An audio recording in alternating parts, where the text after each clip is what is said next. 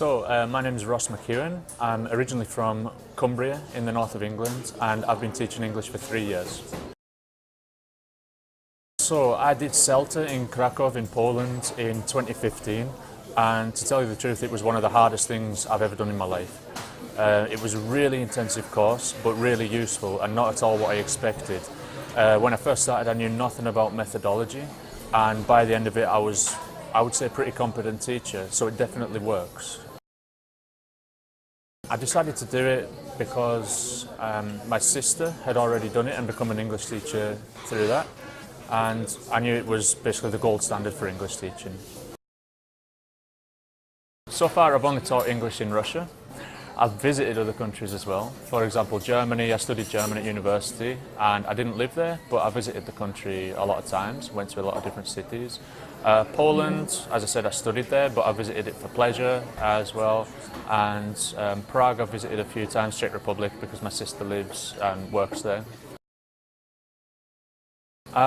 Children I can find can be a bit hit and miss, but in the past year I worked with them a lot and I've become a lot more apt, a lot more adept, and I'm a lot more comfortable with them. I love the fact that they seem to just absorb knowledge, and so you can be almost hitting your head against a brick wall trying to teach them something. You think it's just not sinking in, and then maybe even 2-3 lessons later they'll start using the same language you were teaching them, thought you were getting nowhere with, automatically. And I like the way their brains work. It's completely different. They've got a lot of freedom as regards language learning compared to adults. They don't set themselves goals as such, and they don't get shy or nervous or worried about mistakes. I do have a strong connection with Russia, and the main ones, I'm reluctantly hesitating on saying one and ones, because the main one is probably my family. I am married to a Russian, and I do feel more and more of a cultural link because I converted to Orthodoxy at the beginning of last year, and there is Orthodoxy worldwide. It's not just a Russian religion, yeah, I do feel that something's missing in my home country even now. There's something, just that strong link with the church that's everywhere. It can be found everywhere, and that's not to say that everybody's religious, but it's a strong part of the culture, not just part of the country. And people who aren't even regular churchgoers identify themselves as Orthodox, or even just go to the church to light candles. And just the fact that it's everywhere to be found does mean that there is something that will probably always draw me back to Russia.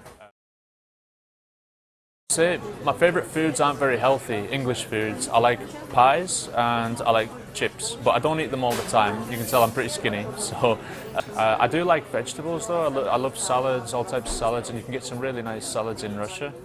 But probably my favourite Russian dishes are ones that my wife and my mother-in-law make.